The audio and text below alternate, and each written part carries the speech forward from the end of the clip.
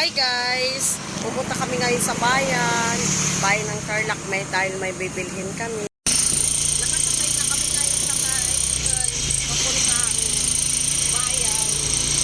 Nakasakay na kami ngayon sa tricycle papuntang bayan.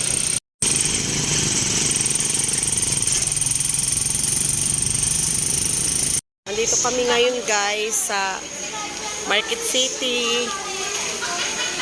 Dito ako madalas nagtatambay or nagbibideo na kumakain ng ice cream.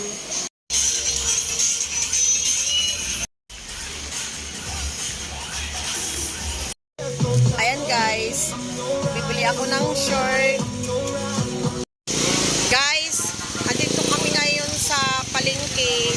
Naglalakad, papunta kami ng baba dahil may bibilin pa kami. Kasama ko si Ems.